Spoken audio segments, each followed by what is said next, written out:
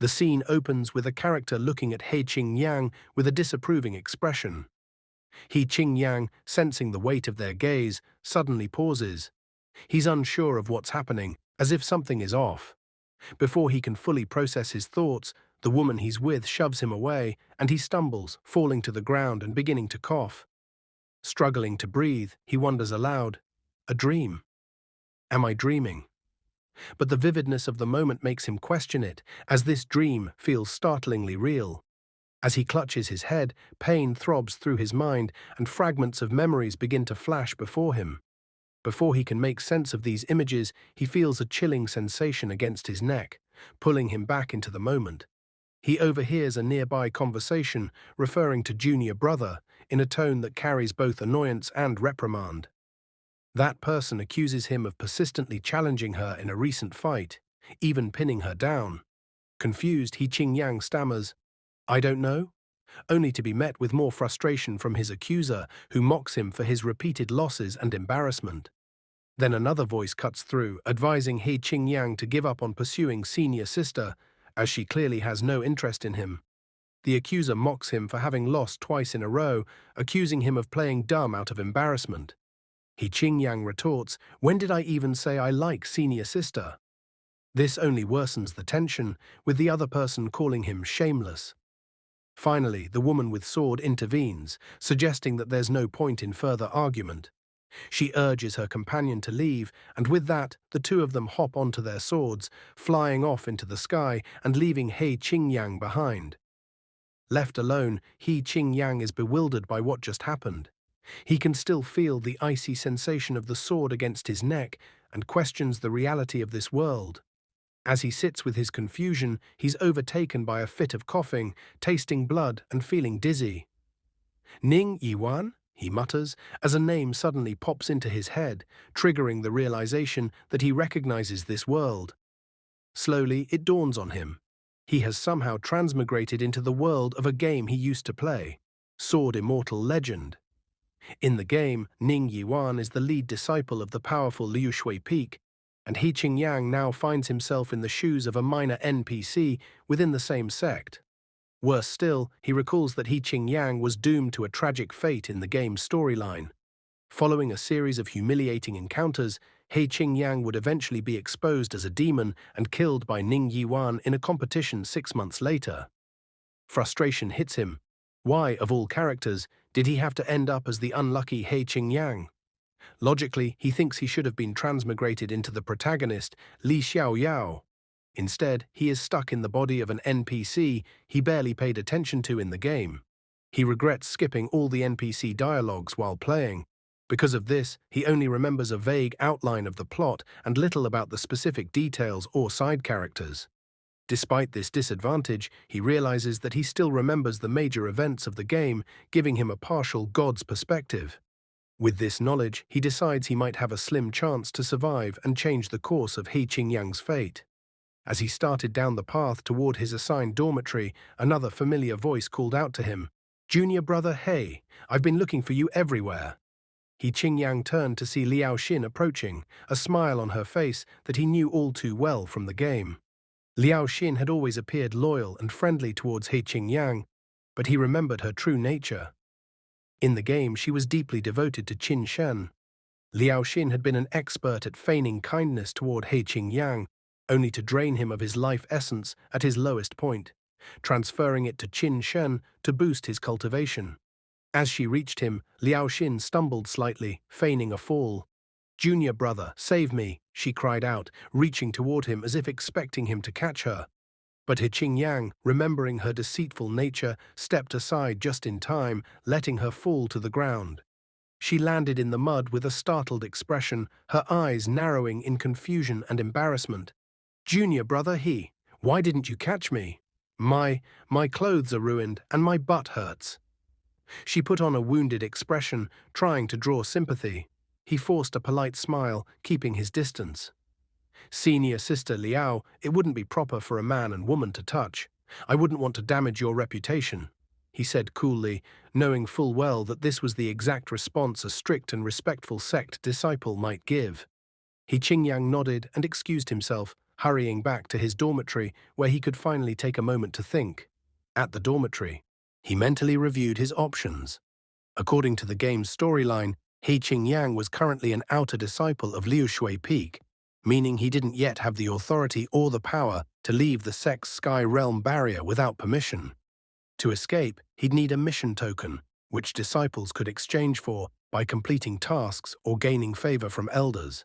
His goal was clear: get strong enough to survive any unexpected confrontations and gather the resources or allies needed to leave the Sky Realm as soon as possible. His need to escape was urgent. If he couldn't leave, Ning Yiwan, now at the third stage of the Condensing Veins realm, would likely end his life in half a year. She would continue her rapid climb and might even reach the peak of the Golden Core stage, while he would still be struggling in the Qi refining stage. By then, he would still be a weak NPC against a powerful cultivator.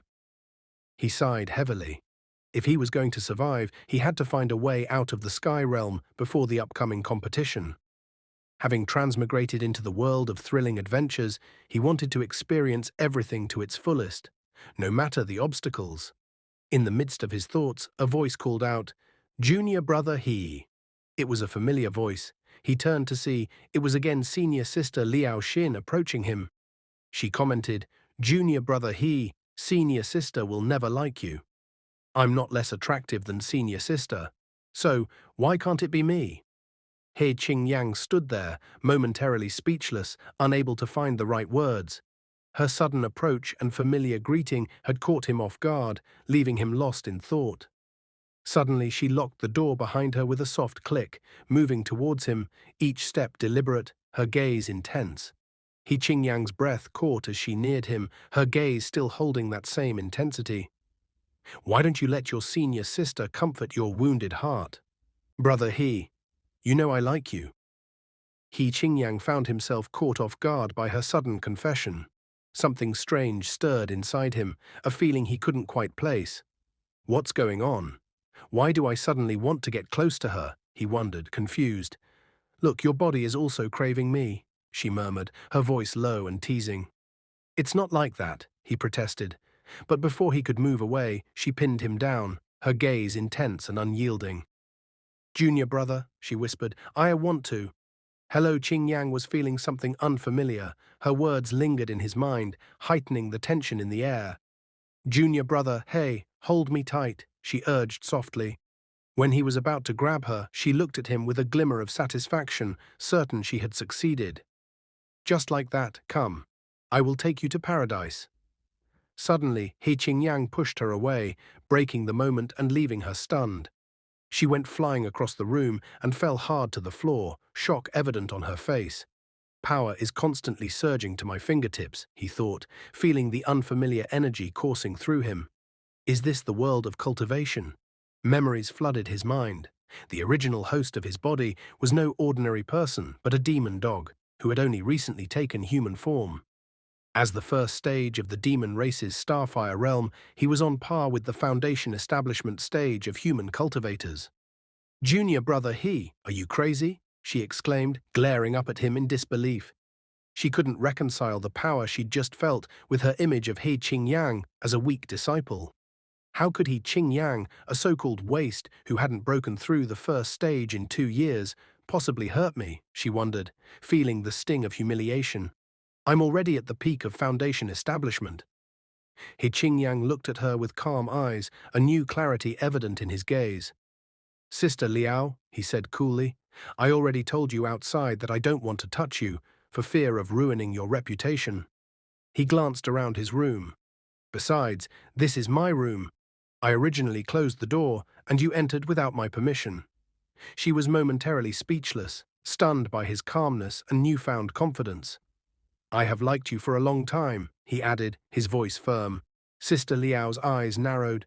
"Liked me for a long time, yet you use enchantment spells on me. Sister Liao." She froze, realization dawning on her. How, she thought, fear creeping into her gaze. How did he see through my illusion? But before she could recover, He Qingyang had already reached for the door. She scrambled, trying to compose herself. "What are you doing?" "Wait, my clothes," she gasped, noticing her disheveled appearance. Without another word, he kicked her out, shutting the door behind her. His voice was low and cold as he muttered, "Trying to suck my essence to benefit your lover? Do you take me for the naive fool that the original host was?" Qingyang felt a surge of understanding about his new form. "Although I don't quite remember the original host's backstory, I know one thing. The Demon Dog clan's essence blood is incredibly valuable, making cultivation much faster. No wonder she wanted it. The original host, he recalled, had willingly let himself become a waste, indifferent to cultivation. But now, with this new power coursing through him, Qingyang felt a fierce determination rising. He smirked, a flash of pride glinting in his eyes. Strangling the sin in the cradle, he thought, "I'm really something." At the forest behind the dormitory, safe, no one here. Although there is a barrier, that's a setting from the game. Maybe this world has long changed. If he could escape today, he would definitely flee without looking back. Qingyang's momentum was halted by an invisible barrier. Sigh, the Sky Realm was not a place one could just leave. Someone approved, "Hey Qingyang." "Hello Qingyang," Zheng Qingqing said, "outer disciple of the Liu Shui Peak. Do you want to leave the mountain?" "No, no, no," he replied quickly. "I was just taking a walk. I got tired, so I sat down to rest for a while." "Sister Zheng, did you just return from a mission?" "I received a message from the Chronicles saying that junior brother He actually challenged the lead disciple of Liu Shui Peak, Ning Yiwan." Zheng Qingqing responded with excitement. "This is big news. I had to rush back for a meeting to write about it. The new issue of the Chronicles is going to sell out." This news spread in just half a day. "I received a solo mission to leave the mountain, but on the way I heard this big news. I thought I had plenty of time for the mission, so I decided to return and write the article first. Didn't expect to run into you. You have to give me the inside scoop." Qingyang scratched his head, frustration written across his face. "I hit my head during the day. It's all a misunderstanding," he insisted. Zheng Qingqing, however, leaned closer, curiosity shining in her eyes. "Junior brother He, you don't really like Sister Ning, do you? Everyone outside is saying you're jealous of senior brother Qin, and that's why you're pestering Sister Ning. Is it true?" Qingyang shook his head, clearly flustered. "You don't have to overthink. I see Sister Ning's feelings for senior brother Qin are purely those of fellow disciples. How could I possibly like Sister Ning? Even though we're all part of the Sky Realm sect, there's still a mountain between us and Yanyang Peak. I've hardly even seen Sister Ning." Zheng Qingqing raised her brows, unconvinced. "Eh? But the last time you challenged her, you said you'd defeat her in the Sky Realm competition and make her your wife. I was there, I heard it with my own ears." Qingyang stammered, visibly embarrassed. I was drunk that day, talking nonsense." With a teasing smirk, Zheng Qingqing continued, "Sister Ning is now in the condensing veins stage and will surely reach the golden core stage in half a year. She is a true senior sister. Moreover, she received a title from the sect master and can no longer be called senior sister. She should be addressed as Lord Yuehua." Qingyang sighed in exasperation. "Qingyang, you are just a side NPC, yet you dared to challenge the main storyline NPC and want to marry her? How much fake wine did you drink?" Sensing her chance, Zheng Qingqing leaned in with a grin. "Junior brother. Hey, tell me, do you have a past history with Lord Yuehua? I'll trade 3 low-grade spirit stones for some gossip, okay?" Qingyang could only look away, realizing he'd fallen right into her trap for information. Qingyang suddenly seemed to remember something important. "Senior Sister Zheng, I just remembered that I left some medicinal soup brewing in my dorm. It's probably almost ready, so I'll be going now." Without waiting for a response, he turned and started running. "Junior brother, hey, wait," Zheng Qingqing called after him. "We're neighbors. Wouldn't it be better to go back together?" Qingyang slowed down, realizing there was no easy escape. He chuckled awkwardly. "Heh, I must have really hit my head hard today. Let's go together then." As they walked back, Qingyang couldn't help but mutter to himself, "Why couldn't I control my hand from pressing the spacebar to skip back then?" The regret in his voice hinted at choices he would have preferred to avoid. Zheng Qingqing glanced at him thoughtfully. "Actually, I think junior brother He has pure energy." As long as you train diligently and avoid laziness, in 3 years you'll have a chance to challenge Lord Yuehua. No need to rush this year. He Qingyang sighed, his expression clouded. Whether I can survive the next 6 months is still uncertain. Zheng Qingqing's gaze shifted slightly, her thoughts drifting. The Yuehua Dream Lotus in Lord Yuehua's hand was once a prize awarded by the sect master, she said, almost as if to herself. If junior brother ever has the chance to obtain a rare sword like the Solar Dragon Flame Sword, it would certainly benefit your cultivation. But I don't know where that sword is now. Thank you for the explanation, Senior Sister Zheng, He Qingyang replied quickly, but I really have no feelings for Sister Ning. Lord Yuehua is beyond us, outer disciples. Zheng Qingqing raised an eyebrow, her tone teasing. That's not good. Lord Yuehua is the talk of the Sky Realm, and you have so many conflicts with her. I truly hope you and she can make some progress. Senior sister, please don't tease me, he protested, his cheeks flushing. She gave him a knowing look. By the way, you must have been trying to go down the mountain just now. You aren't tired at all, right? Did I guess correctly? He Qingyang sighed, knowing he'd been caught. I couldn't hide it from senior sister. She looked thoughtful. I remember you haven't taken any mission yet. If you complete 4 tasks, you can get a pass to go down the mountain and play freely. He Qingyang nodded. I was planning to go to the resource pavilion tomorrow to get a mission. But as he spoke, he noticed senior sister Zheng eyeing him curiously. Why is senior sister Zheng looking at me like that? You seem a bit different from before, she observed. You used to always make excuses whenever I persuaded you to take on tasks. Today you're so proactive. Is it? Panic flashed in her Qingyang's mind. Did she realize I'm not the original NPC? If I'm exposed, who knows what kind of punishment awaits me? Will I be struck by lightning? But then, Zheng Qingqing's grin turned playful. Could it be the power of love? She teased. He Qingyang was stunned at Zheng Qingqing's teasing. Quickly recovering, he laughed it off. Oh, I just felt that after being in the Sky Realm for 2 years, the older I get, the more I feel I can't waste time anymore. They arrived at the dormitory area. Zheng Qingqing nodded approvingly. It's good that junior brother He thinks this way. If you recall any old grudges and feelings with Lord Yuehua, remember to tell me first. Okay, he replied, forcing a smile. Zheng chuckled, already envisioning her next article. With my spring and autumn writing style, I'll definitely produce a blockbuster issue of the Chronicles. Spring and autumn style doesn't sound anything positive, He Qingyang thought, feeling slightly wary. Forget it, it's already dark. I'll make plans tomorrow. But suddenly he felt a strange sensation, and before he realized it, his form changed. He looked down in horror. Oh no, I forgot the original host was a demon dog in the early stage of human transformation.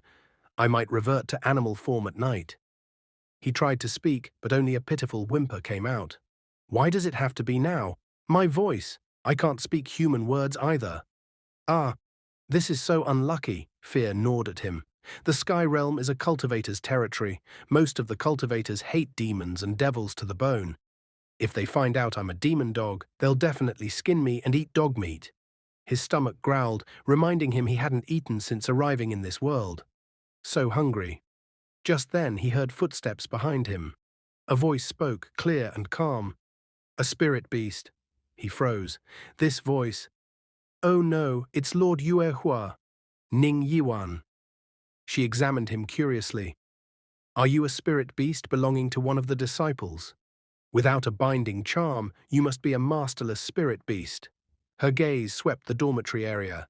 This is the disciples' dormitory. If you're masterless, don't trespass here.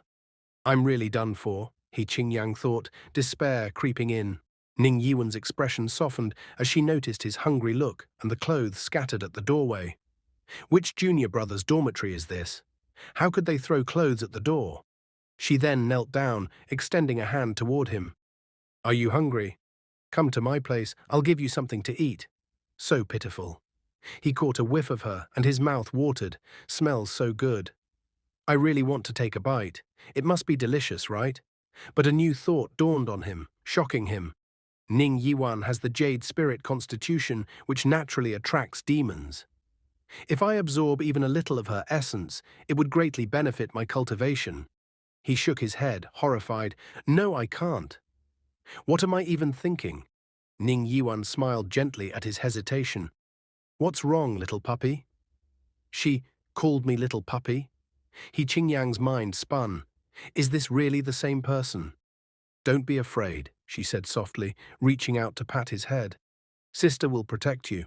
At the dormitory, Ning Yiwan looked down at the little demon dog that was Qingyang's current form, a warm smile softening her expression.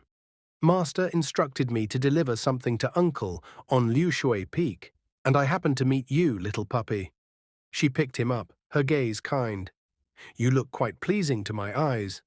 Qingyang, trapped in his furry form, could only stare helplessly as she gently placed him down. Let me wipe your little paws. My little paws, he thought, feeling both mortified and strangely touched as she took one of his paws in her hand. With delicate care, she wiped away the dirt, her fingers warm and gentle as they smoothed over his fur.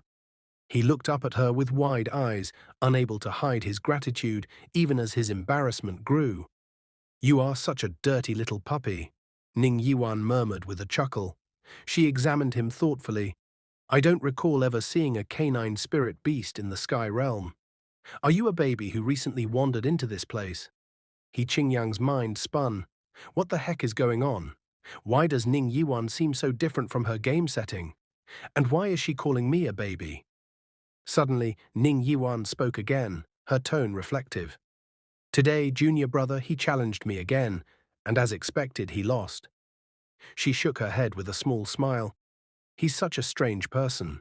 Everyone says he likes me, but I don't think so. Why is she suddenly talking about me? Qingyang wondered, feeling increasingly flustered as he listened to her musings.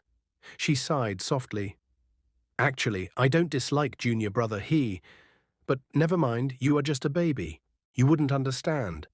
This is so embarrassing, he thought, desperately wishing he could sink into the ground. My whole body is exposed in front of Ning Yiwan. Qingyang's heart raced as Ning Yiwan spoke in a gentle, teasing tone. I didn't expect you to be shy. You are quite an innocent baby. She smiled warmly, clearly enjoying his discomfort. Tonight, I will let you sleep with me. Sleep with you? His mind reeled at the suggestion, panic setting in. Ah, Ning Yiwan really likes small animals. She often used to catch spirit beasts to sleep with her. What should I do? Do I really have to sleep with her? He couldn't deny that the idea of spending the night so close to her was both tempting and terrifying. Any spirit beast would be reluctant to leave Ning Yiwan's side. Just inhaling a few whiffs of her spirit jade body fragrance could extend their life. If I suddenly run away, wouldn't that be too suspicious? He lay stiff in her arms, trying to control his emotions. As she gently settled down in bed, Qingyang's eyes widened in sudden realization. Don't take it off, he thought desperately as she began removing her outer layers. Phew, luckily she's sleeping in her underwear. That was too dangerous. He let out a quiet, silent sigh of relief, though the situation was still overwhelming. Ning Yiwan smiled and adjusted her position, wrapping her arms around him. Baby, let's go to sleep. Her soft voice and warmth enveloped him, making it difficult for him to think clearly. She pulled him close, her head resting on his tiny body. He felt her warmth against him as she nestled in, and a strange sense of calm washed over her. Devil, how can I possibly sleep?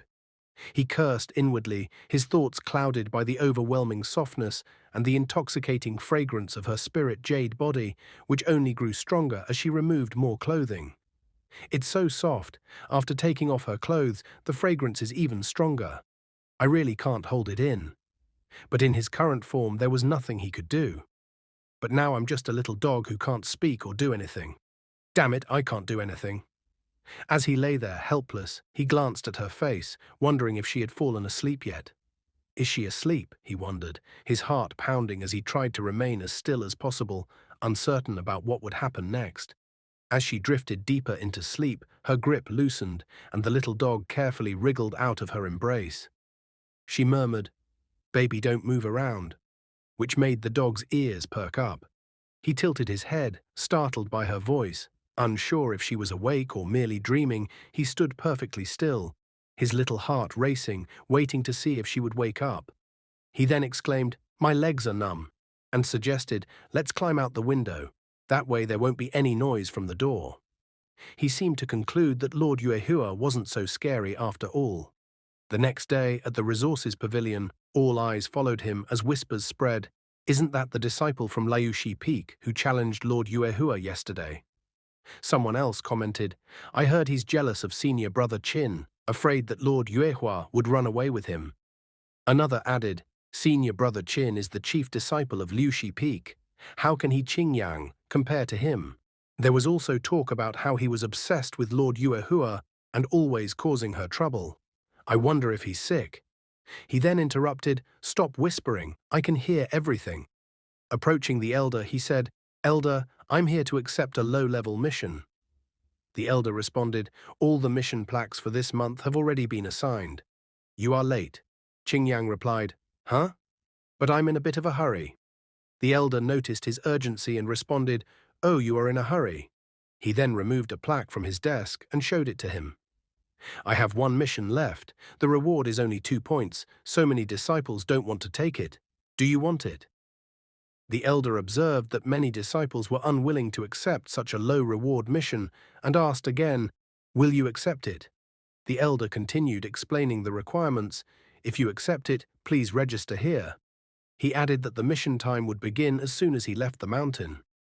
"If you don't complete it in a week, you won't be able to accept another mission for 2 months. Determined, he replied, "Then please help me register the mission. I will take it." At the resource pavilion, He Qingyang opened his pouch and removed several stones he'd collected along the way. Inside were only 12 low-grade spirit stones, a clear indication of his poor financial state. The original owner of these possessions, as He Qingyang realized, was really poor. He thought to himself with a hint of disbelief, "NPC bro, your cultivation isn't great, and you don't have enough money either. Why did you even come to the Sky Realm?" As memories began to resurface, he vaguely remembered that the original owner came from a fairly notable background. Something about being part of a prominent demon dog clan. Yet here he was, barely scraping by. How did someone from a good family end up this poor? Just as He Qingyang was absorbed in these thoughts, a sudden shout startled him from behind. "Junior brother He!" Turning around, he saw it was senior sister Zheng Qingqing calling out to him. "Junior brother He, I heard you have already taken a mission," she exclaimed. He Qingyang responded, "Yes, I took it not long ago, and the elder gave me a one-time permission to leave the mountain." She continued excitedly, "Actually, I heard that Lord Yuehua just took a mission to leave the mountain as well. And I heard your mission location is quite close. Did you do this on purpose?" He quickly clarified, "It was just a mission that no one wanted, which the elder gave me." Pure coincidence. Her eyes widened in surprise as she looked at his small stash of stones. "Wow, really? You are down to this little money?" He admitted with a sigh, "Yes, that's all I have left."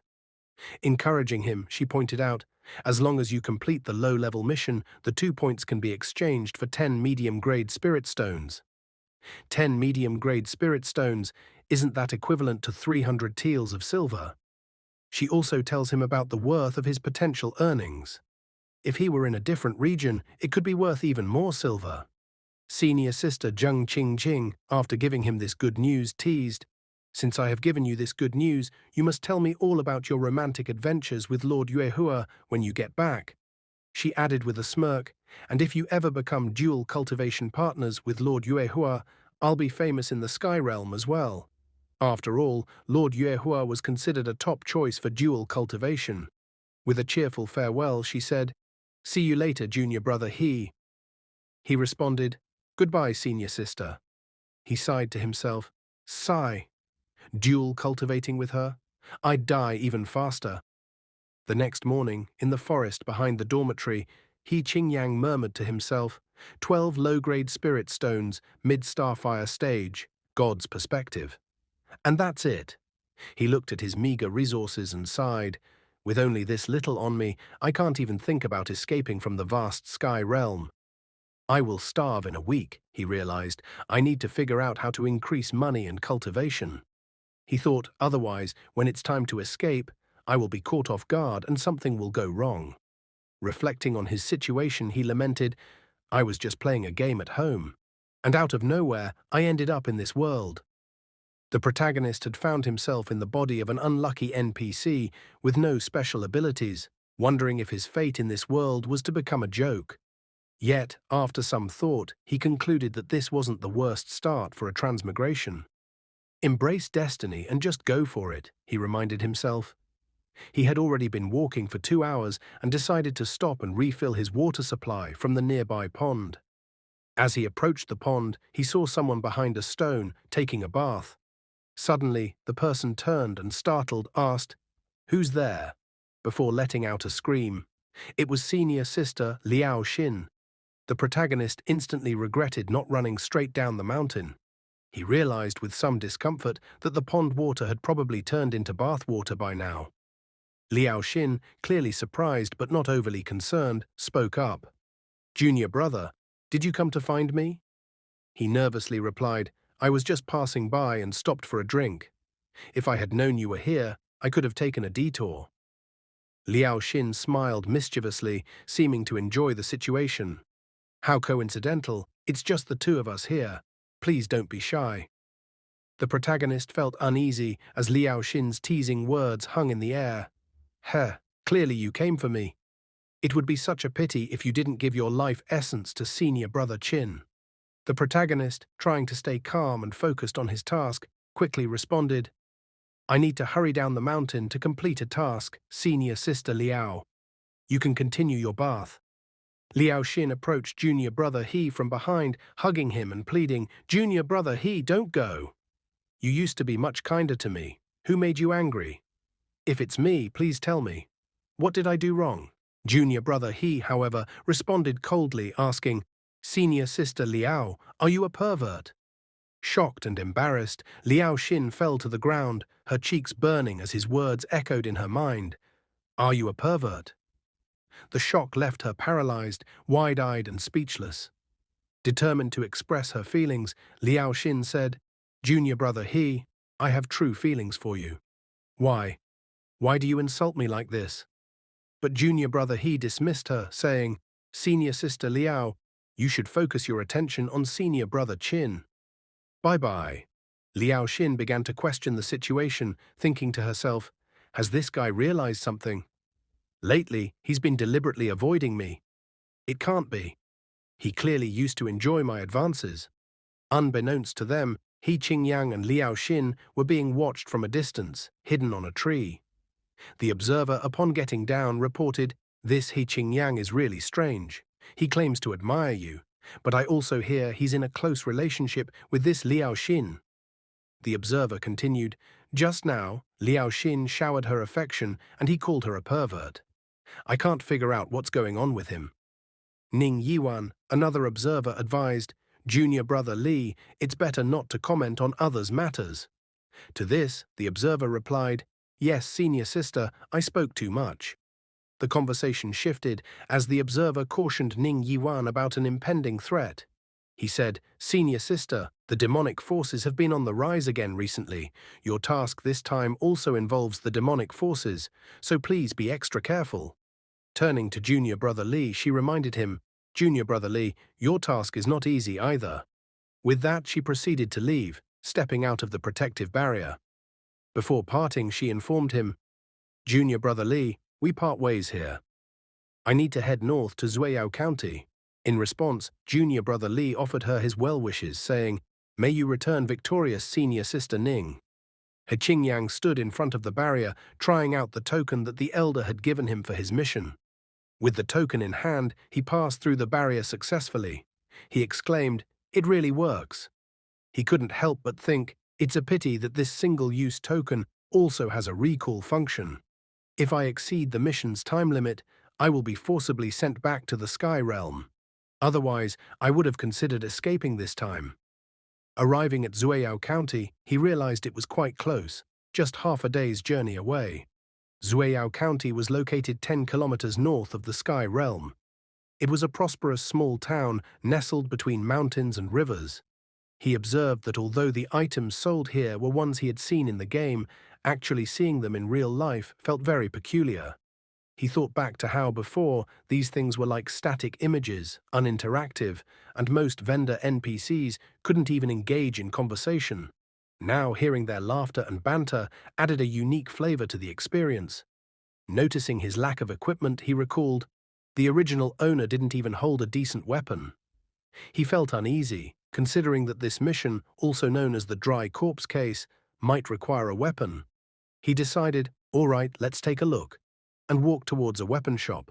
A girl looked at him and asked, Sir, what kind of weapon are you looking to buy? Our shop has everything, from secret hidden weapons to great axes, she added. He replied, I'm a sword cultivator, so I should buy a suitable sword even though I don't know how to use one. Qingyang looked towards a sword and asked the shopkeeper, How much for this iron sword? The shopkeeper responded, You have a good eye, sir. This sword can cut through iron like mud, perfect for self-defense. It's only 10 taels of silver. Qingyang replied, I don't have any silver on me. Can I pay with lower-grade spirit stones? The shopkeeper informed him, There's a pawn shop nearby. Both spirit stones and silver can be used as currency. She added, If you convert it into lower-grade spirit stones, 3 will be enough. Qingyang handed over 3 lower-grade spirit stones, feeling a bit of pain at parting with his spirit stones. The shopkeeper said, Thank you for the purchase. Qingyang then mentioned, By the way, shopkeeper, I'm actually a disciple from Liu Shui Peak in the Sky Realm. I'd like to ask you about the Firewater House. The shopkeeper responded with surprise, Oh, an immortal cultivator. I have indeed heard some things about Flowerwater House. The shopkeeper leaned closer to him and said, Flowerwater House is the largest brothel in the area. Recently, many men have been carried out completely drained and dying in a horrifying way. The authorities had questioned the girls in the house and even called in the dragon flying division to identify them. They were all human.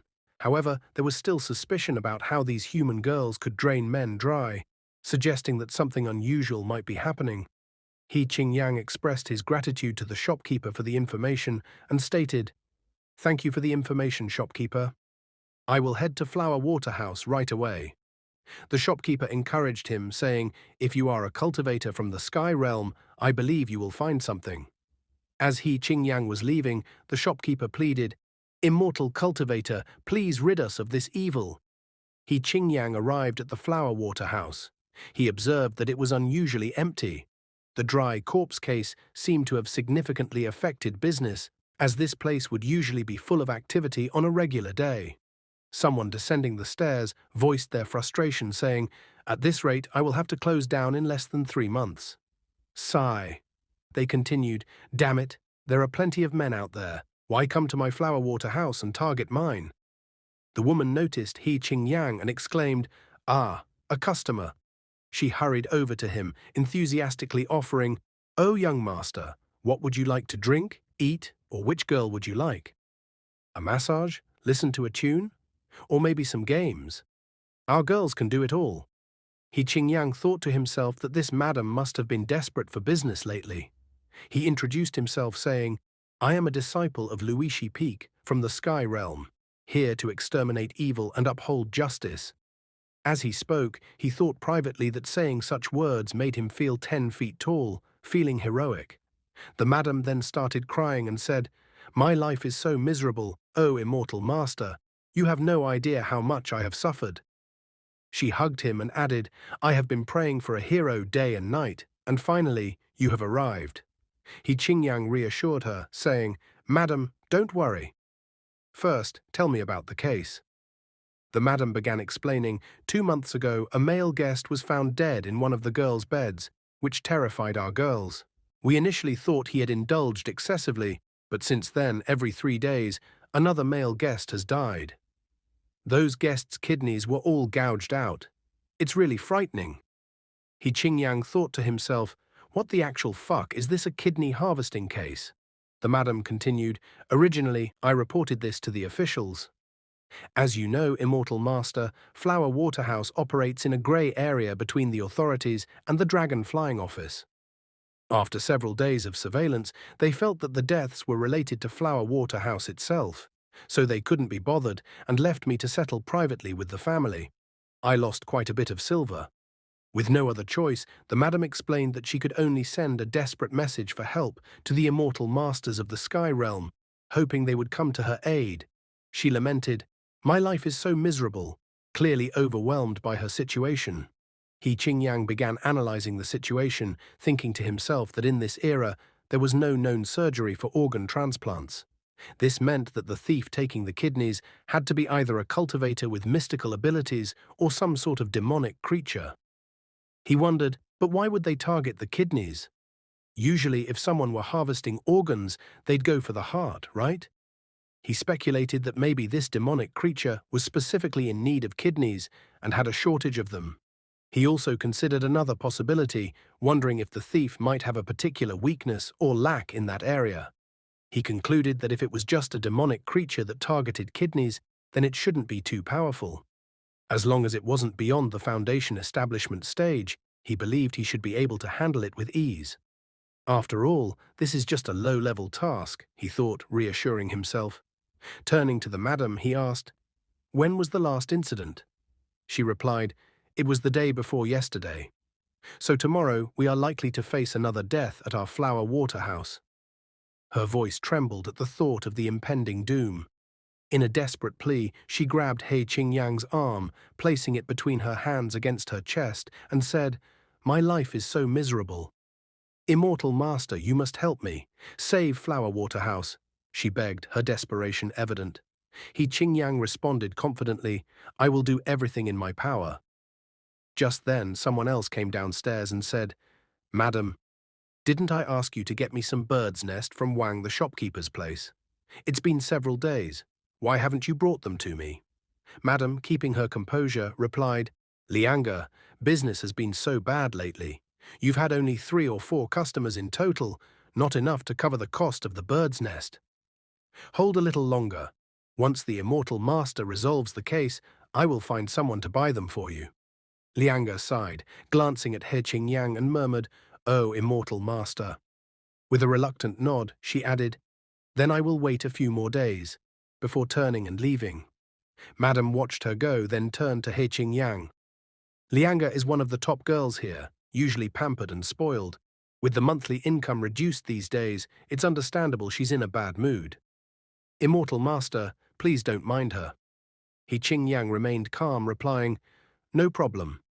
After a brief pause, he continued, "By the way, could you prepare a guest room for me, madam?" "Just a regular one. I need some time to think about what to do. Tonight I will observe the layout of the Flower Waterhouse closely to ensure everything goes smoothly." Madam's face brightened, and she nodded eagerly. All right, all right. Immortal Master, follow me, and I will take you to a guest room." Nearly all the rooms occupied by the girls had recently seen tragic deaths, with only Lianga's room spared from any incidents. The dark events cast a shadow over the place, and it was no wonder Lianga was in a poor mood. Noticing her distress, He Qingyang inquired, "Which one is Lianga's room?" The madam guided him through the dimly lit hallway, finally stopping outside a modest room. She gestured toward it, saying, "This is it." He Qingyang looked at the door thoughtfully before responding, "Tonight I'll stay in the guest room. Tomorrow morning I'll switch to Miss Lianga's room." In front of Lianga's room, Madam knocked on the door and asked if Lianga was inside. Lianga responded, explaining that she was about to go to bed, and asked what was going on. Madam informed her that the next morning the immortal master would be switching rooms with her for a temporary period, and she would need to move out after she woke up. He Qingyang expressed his gratitude for the arrangement. Lianga, however, was skeptical. She questioned why a man needed to take over a lady's room, feeling that the situation seemed odd. Qingyang reassured her, explaining that he was concerned for her safety due to the presence of a possible culprit who might harm her. Otherwise, he wouldn't have suggested the room swap. Relenting, Lianga remarked that Qingyang was quite pleasing to the eye, and since he looked good, she didn't mind letting him stay temporarily. However, Madam quickly intervened, reminding Lianga to show respect, emphasizing that the immortal master was not like other men. As Lianga left the room, she acknowledged Madam's advice, saying, "Got it." Madam then apologized to the immortal master for Lianga's casual attitude, explaining that girls from places like this could be tactless. Qingyang reassured her that it was no problem. They both entered the room, and Madam showed the immortal master his temporary quarters, noting that it offered the best location with a full view of the first floor. Madam took hold of her Qingyang's hand and expressed her worry, telling him that her life and livelihood were in his hands. She was concerned that if another murder occurred, even her few remaining customers would flee. He Qingyang reassured her, promising to do his best to help. Afterward, He Qingyang told Madam he needed to prepare, and he gently sent her out of the room. Once alone, he sat down, sighed, and reflected on his situation. He recalled that in the game world, the brothel had a similar side quest, but since the rewards weren't great, he had chosen to skip it. Now he regretted that decision and thought to himself that if he could return to his original world, he would never skip any quests again. As he prepared for the night, He Qingyang decided to cultivate and carefully review the original owner's cultivation techniques. He hoped that the culprit wouldn't be too difficult to handle, although he noted that this low-level task was only worth 2 points, which suggested it might not be very dangerous. Nonetheless, he reminded himself to stay cautious.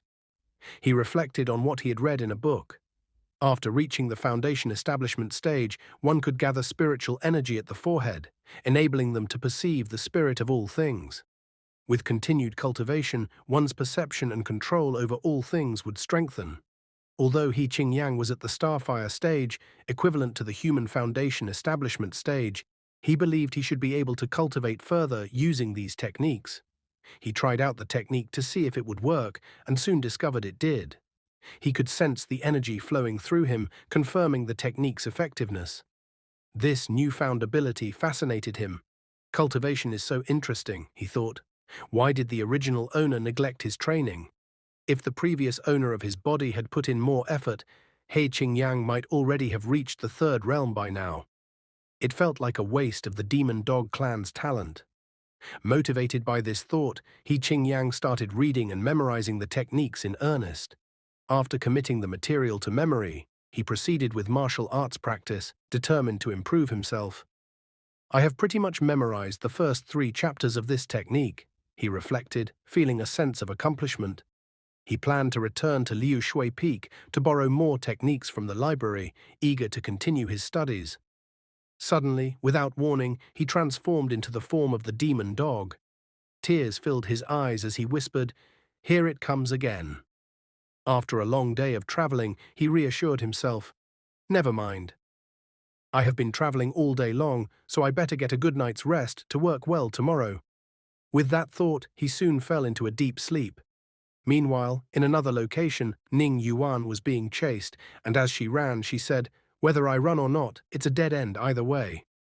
The pursuer laughed mockingly, taunting her. "You fell for it without knowing. Lord Yuehua is just an empty name," he sneered, confident in his approach. When they finally closed in on her and were about to catch her, they ominously declared, "Ning Yuan, tonight your spirit jade body will belong to us." Ning Yuan suddenly stops and pulls out her moon-water silk sword. With precise martial arts techniques, she attacks her pursuers, swiftly knocking most of them out. As she stands among the defeated, one remaining pursuer approaches her, pleading, "Immortal lady, please spare us. We were wrong." But Ning Yuan, showing no mercy, quickly eliminates them all in one final strike. She declares to the last one, "Demon, you are already dead." Ning Yuan stepped onto her sword and flew towards Zuoyao County at a high speed. Inside the Flower Water Pavilion, Lianga asked He Qingyang about his plan to catch the culprit. He Qingyang replied that his strategy was a secret for now. Lianga pointed out that the culprit had been stealing men's kidneys and asked if He Qingyang was afraid. Lianga thanked He Qingyang for his help as she was preparing to leave. Later, He Qingyang entered Lianga's room and noted that the decorations were quite ordinary, which was unexpected. While there, he overheard someone saying that they did not serve female customers. This piqued his curiosity, and he wondered why a woman would be visiting the Flower Water House. Investigating further, he was shocked to see Ning Yuan there and thought to himself, wondering why she was present instead of being on her own mission. Ning Yuan, meanwhile, spoke to the madam of the house, noting that there were barely any male guests left. She asked the madam if she would really turn away a guest who was bringing in money. The madam's eyes began to shine with interest upon hearing this. The madam agreed with Ning Yuan and asked if she would be staying for a meal or overnight. Ning Yuan replied that she would be staying for one night. Ning Yuan sensed a faint demonic aura within the flower house. She noted that fortunately, the aura wasn't accompanied by the smell of blood, indicating it was likely a small demon that hadn't committed any evil deeds yet. Meanwhile, He Qingyang was observing Madame and Ning Yuan from inside a nearby room. He overheard Ning Yuan asking Madame who was staying in the room.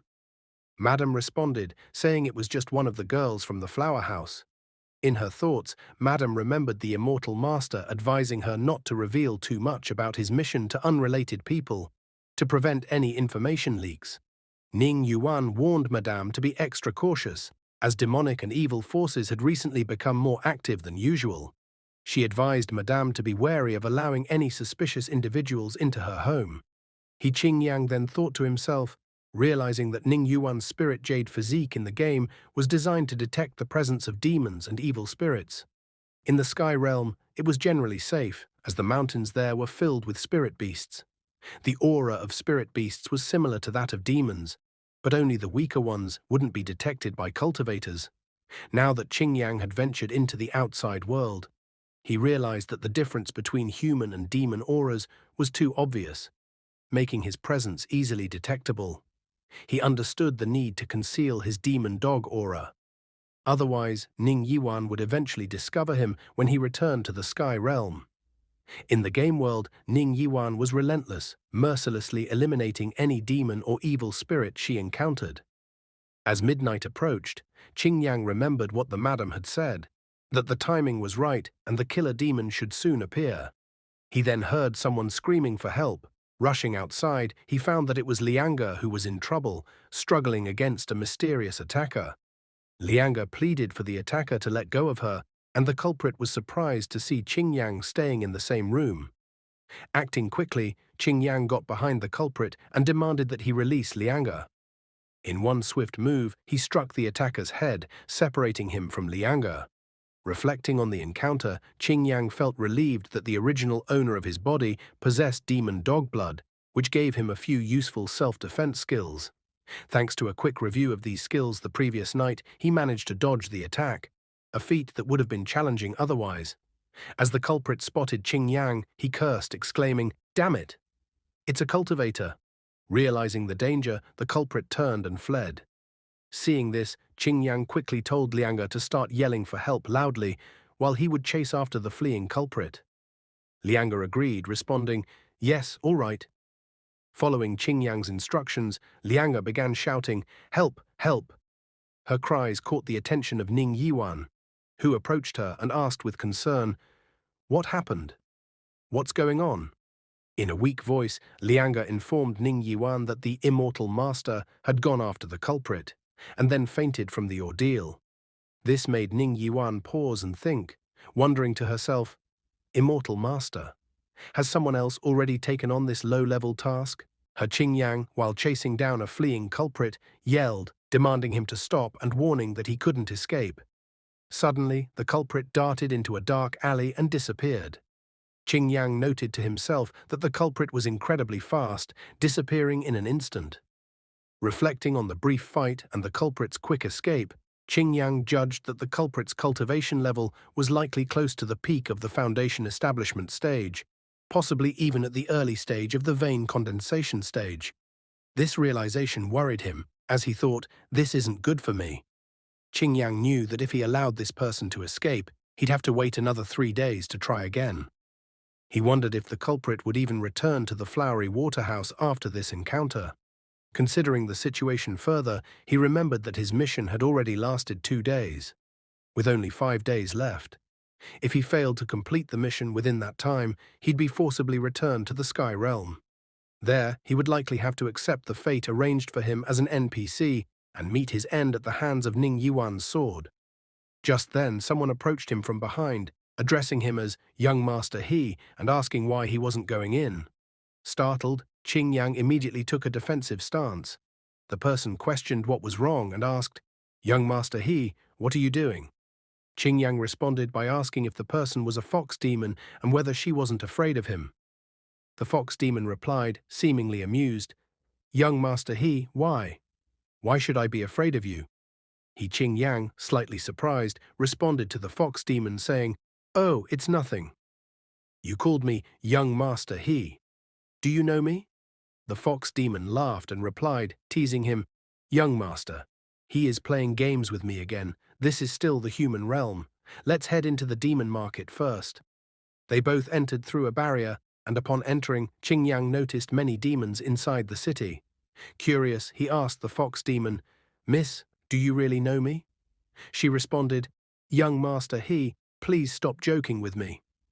Everyone here knows who you are. As they continued moving, they entered a pavilion. While walking, the fox demon explained, 2 years ago, your aunt asked me to forge a set of demon-locking chains for you. The payment was made, but you disappeared. I didn't expect to run into you today at the entrance to the demon market.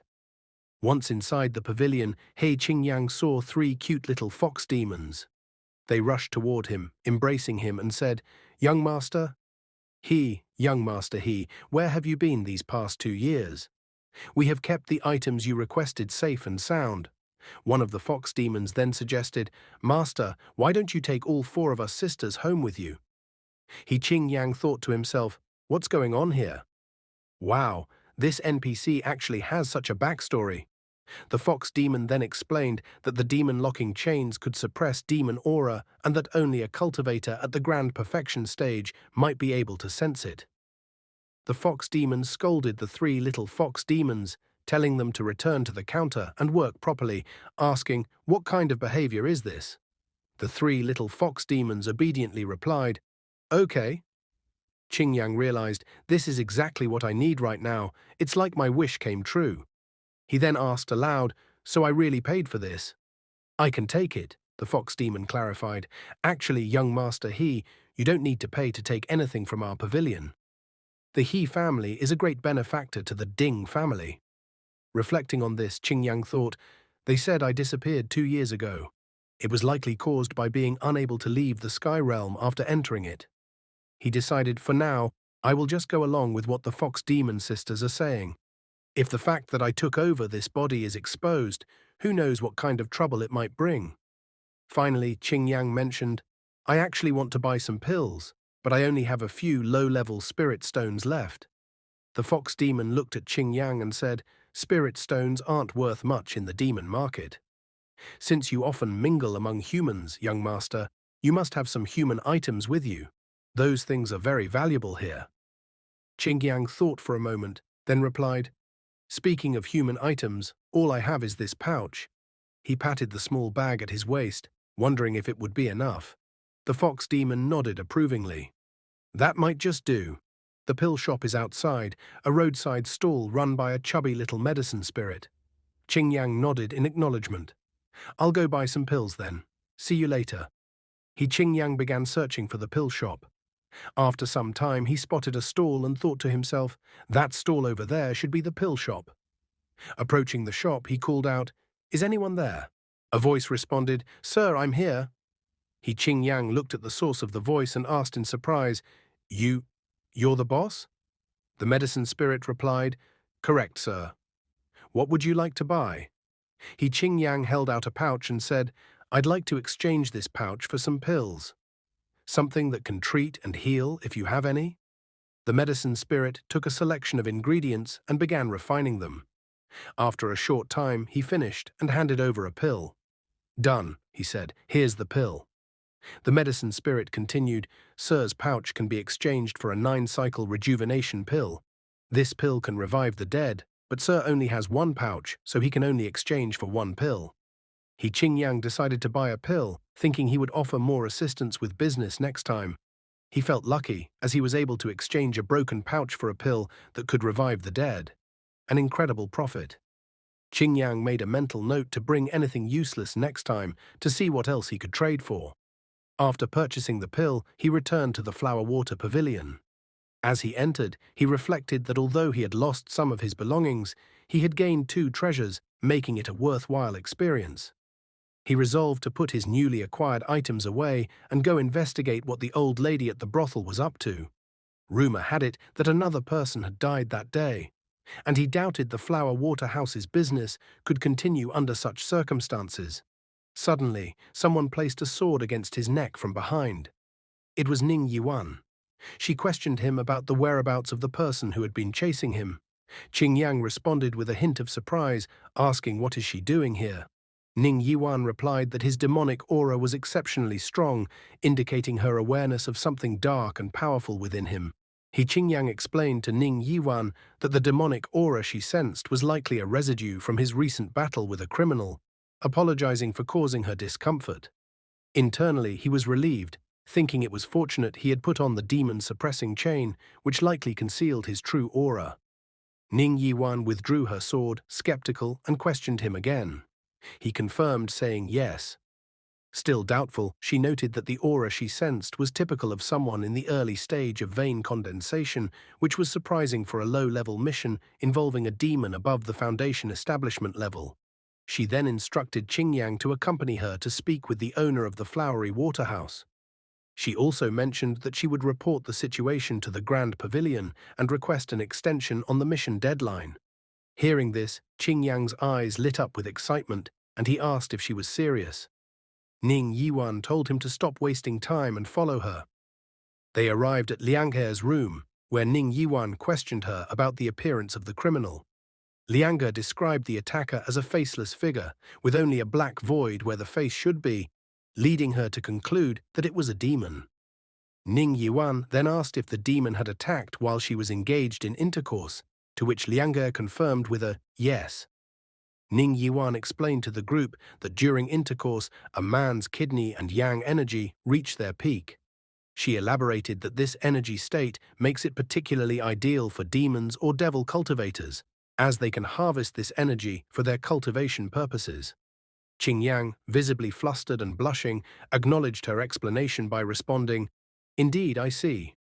Madam, now in tears, confessed her regret. She explained that she initially thought Liang He would be safe after switching rooms, so she had allowed her to take on a client.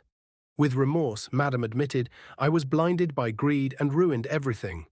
She lamented that now, after another death had occurred, the flower water house could no longer operate in Zuoyao. Ning Yuan asked Madame if there were any other establishments similar to the flower water house within 100 miles where men could participate in such intimate activities. Madame shook her head and replied, "No, there aren't." She added that she had thought this young lady was also a mastery, hinting at Ning Yuan's advanced understanding. Ning Yuan responded decisively, "Very well, the perpetrator will return, but he will likely lie low for a few days." She then informed Madame of her plan. She and her junior would stay in the area for a month. During this period, Ning Yuan would disguise herself as a courtesan, while her junior would take on the role of a client to avoid suspicion. Qing Yang, caught off guard, stared at her with a stunned expression and blurted out, "What?" Ning Yuan looked at him calmly and asked if he had any objections, addressing him as her junior brother. Qing Yang quickly shook his head and responded, No, I will do as you say, senior sister," showing his reluctant agreement to the plan. Ning Yuan then turned to Madam and requested, "Please give me a pseudonym to complete her disguise." She clarified that during this period, she would pretend to be a courtesan in order to avoid attracting any unnecessary attention. Madam expressed that she couldn't lower herself to the level of a courtesan, fearing it would shorten her lifespan. Ning Yuan assured her that he was only fulfilling his duty to exorcise demons and advised her not to overthink it. Ning Yuan then told his junior brother, Qing Yang, that he would live with him from that moment onward. Shocked, Qing Yang replied, "What, me?" As Qing Yang was leaving, he nervously asked Ning Yuan, his senior sister, if living with her would put him in danger of losing his kidney. Crying to himself, Qing Yang thought he could transform into his dog form at night. He feared that if he didn't eliminate the criminal, he would likely die first. The next day, standing by the lake, Qing Yang reflected on his studies. He had finished reading the fourth chapter of Universal Law's base technique and found it not as difficult as he had anticipated. Determined to advance his cultivation, Qingyang resolved to become stronger before facing the criminal again and vowed not to let him escape next time. He was appalled by the audacity of someone attempting to steal kidneys right in front of him. His readings explained how to open the Qi Sea and direct spiritual power from within to the outside world. Qingyang learned the importance of listening in all directions and maintaining an undisturbed mind. He discovered that spiritual energy was as thin as a thread and as light as a cicada's wing, making it challenging to grasp. After a few days of practice, Qingyang felt that he could finally connect fully with this energy. Ning Yiyuan was observing Qingyang from a distance, noticing his behavior. She remarked to herself that ever since the day he challenged her, Qingyang seemed to have changed. Ning Yiyuan recalled what Qingyang had boldly declared. "Senior sister Ning, from now on, I will also cultivate in the sky realm. I will defeat you in the grand competition and make you my wife." Puzzled, Yiyuan thought to herself, "I didn't meet him 2 years ago, so why did he want to marry me as soon as he arrived at the mountain?" In the evening, both of them were cultivating. Ning Yiyuan noticed the setting sun and remarked on it. She reflected on how she had heard from others that Qingyang often skipped classes and wasn't serious about his training at Liuxi Peak. However, what she witnessed that day was very different from the rumors. While cultivating, Qingyang thought to himself that his body felt like a sponge. He believed that if he kept training at this pace, he would likely break through to the transformation realm in less than a month. He marveled at his own physique, amazed by its potential. Laughing loudly, Qingyang thought about how his rapid progress would shock his classmates. He was confident they would be scared by his improvement, declaring to himself that he would outdo them all. Later that night, in their living place, Qingyang felt uneasy. He thought to himself, afraid that he might turn into a dog that night. He worried about an illness that needed to be cured, fearing that he might die if it wasn't addressed. Noticing that Ning Yiyuan had returned, Qingyang greeted her, saying, "Senior sister Ning, you are back." He then asked her what she had done that day and invited her to have some tea first. Ning Yiyuan revealed that she had observed him all day. After sunset, she had gone to the city to investigate further. Surprised, Qingyang asked, "Observe me all day," and thought to himself that he hadn't noticed it at all. Ning Yiyuan mentioned that when she entered the inn yesterday, she sensed a faint demonic aura. However, she noted that the demonic aura was no longer present today. Qingyang thought to himself that she must have sensed his demonic aura the previous day. After he put on the demon suppression chain, the aura was suppressed, making it undetectable to her. He began to wonder if Ning Yiyuan might already know his true identity. Yiyuan speculated aloud that the aura she sensed could have been the lingering presence of a demon. This led her to decide to visit the city in search of any remaining traces of the demonic aura to find clues. She then stated that it was late and time to prepare for a bath and rest. Qingyang, feeling awkward, told her that since he was a man, they shouldn't share a room. He expressed concern about how uncomfortable it would be for her to bathe while he was present.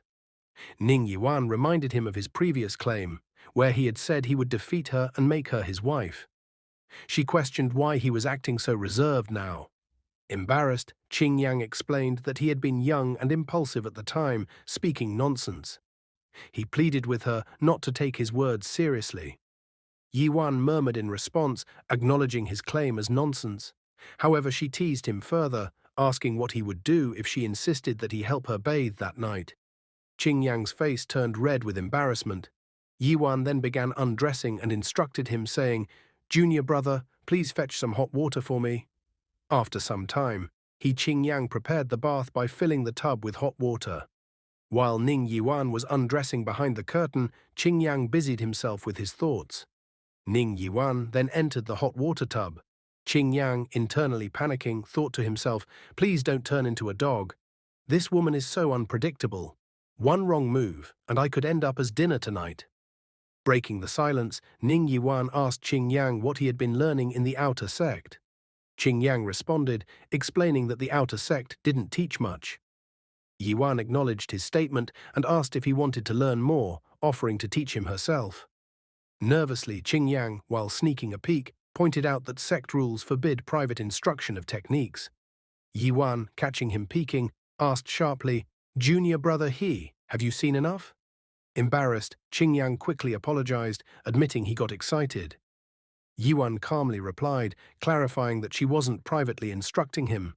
Instead, she stated her intention to ensure that he wouldn't hold her back during the upcoming capture of the criminal in a few days. She asked if he understood her reasoning. Qingyang reassured senior sister, saying not to worry.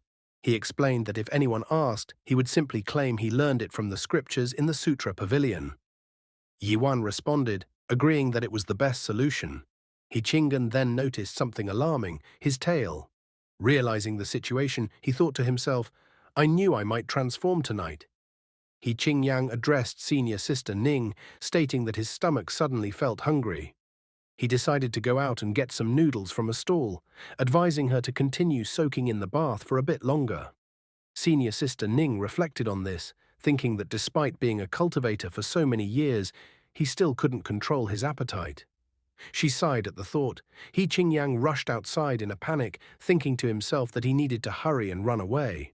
Noticing the changes in his body, he exclaimed, "Oh no, this transformation is too fast, isn't it?" During his transformation, he jumped onto a building to escape. While running, Qingyang realized that he needed to investigate the original owner's identity and figure out how to control the transformation. He feared that if he were caught by senior sister Ning, his otherworldly journey would come to an end. Suddenly, Qingyang noticed a fragrant smell in the air. Curious and captivated, he began searching for the source of the smell and finally found it. To his surprise, he discovered it was grilled fish. Qingyang encountered a beautiful girl walking toward him, accompanied by a giant cat that stared directly at him. The girl exclaimed in surprise, "Oh, it's a little dog." She then addressed him, saying, "Hey there, little dog, are you hungry?" Qingyang was puzzled, wondering who she was calling. He looked around but soon realized the truth. Pointing at himself, he said, "I forgot I transformed into a dog." The girl confirmed, "It's you, little dog." She continued, "So it's a pet dog. It's so late. Don't wander around. If you get lost, your owner will be sad." Qingyang thought to himself, "This little girl is quite gentle." The girl handed him a grilled fish and said, "Eat up. It's already cooked." Grateful, Qingyang began eating the grilled fish. Suddenly he noticed the giant cat speaking.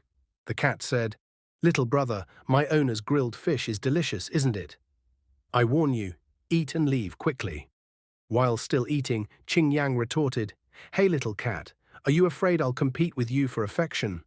Qingyang then added confidently, "I'm so cute, you must be feeling threatened, right?" The cat grew angry and snapped back, "I'm a spirit beast. What are you? How could I feel threatened?" The two of them began staring at each other intensely. The fat cat and Qingyang began fighting fiercely. The girl, alarmed by the commotion, pleaded with them, saying, "Stop! Don't fight anymore." Suddenly, the girl lost her balance and started falling. As she fell, her clothing got caught on a branch, causing her to fall further and come out of her clothes. Qingyang, stunned, looked toward her in shock. Before he could react further, the cat punched him in the face and shouted, "Don't look!" Qingyang was in tears after being scratched by a cat. A girl noticed his distress and commented on her own carelessness. Qingyang looked at her in amazement, marveling at her beauty but also finding her unexpectedly harsh. She stood up, adjusted her cloak, and mentioned how fortunate it was that she had brought it along on such a cold night. As Qingyang's nose started bleeding, the girl noticed and addressed him, calling him "little dog" and asking why he was having a nosebleed. Embarrassed, Qingyang attributed it to a rush of blood, thinking it was a sign of his youthful vigor. The girl, showing concern, wiped his face and remarked that the dry weather often causes nosebleeds. She suggested he drink more hot water once he returned home. Meanwhile, the fat cat, clearly annoyed, interjected and accused Qingyang of having improper thoughts about its owner. The cat declared its ownership of the girl and warned Qingyang to abandon any such ideas. Qingyang, unfazed, questioned what the cat could possibly do about it. The girl sighed, reflecting aloud about her home life and wondering how things were back there. Her melancholy thoughts seemed to echo Qingyang's own frustrations, as he mentally dismissed his parents' lack of care for his feelings. Finally, Qingyang turned to the cat and asked, with curiosity, what exactly was wrong with its owner. The fat cat explained that the girl's parents, her master and madam, were forcing her into an arranged marriage with a young master from the beast-taming clan. Qingyang realized that the girl must be running away from the marriage and asked if that was the case. The cat confirmed it, describing the young master as extremely big and burly, someone who could crush a pig with his weight. However, the cat sighed and admitted that the girl couldn't truly escape since her parents could understand animal language and would eventually track her down. Suddenly, the girl noticed something moving behind her in the bushes. Qingyang recognized the figure and exclaimed, "Lord Yuehua." Ning Yiwan, the person in the bushes, thought to herself and identified Qingyang as the same dog she had encountered before. She remarked mentally that dog must have been wandering the mountains during his absence. Ning Yiwan resolved to leave her junior brother out in the cold that night. The girl turned to Ning Yiwan and asked her who she was. Ning Yiwan replied that when asking for someone's name, it's polite to introduce oneself first. The girl introduced herself as Qin Lianxin from the Qin Beast Taming clan, explaining that she was traveling with her spirit pets. She then asked for Ning Yiwan's name in return. Ning Yiwan introduced herself as someone from the Great Sky Realm, Liuxi Peak, and gave her name. Qin Lianxin was shocked, recognizing him as Lord Yuehua, and expressed her excitement at meeting her in person. Qingyang, observing her reaction, wondered if she was a fangirl. Qin Lianxin confessed that she had admired Ning Yiwan, Lord Yuehua, for a long time and eagerly asked if she could get his autograph. Ning Yiwan commented that Qingyang was very cute and likely received many gifts from girls, playfully teasing him. Ning Yiwan put a collar and rope around Qingyang's neck, treating him like her pet. Ning Yiwan mentioned that she had sensed a demonic energy nearby, which prompted her to patrol the area. However, realizing the energy was coming from Qin Lianxin's spirit beast, she assured her that it was not a problem. Ning Yiwan stated that she knew the dog, Qingyang, and would take him with her. Qin Lianxin, noticing that Ning Yiwan was about to leave, asked if she was going somewhere. Ning Yiwan replied that she was staying nearby at a place called the Flower Water House. Qin Lianxin immediately declared that she would accompany her as well.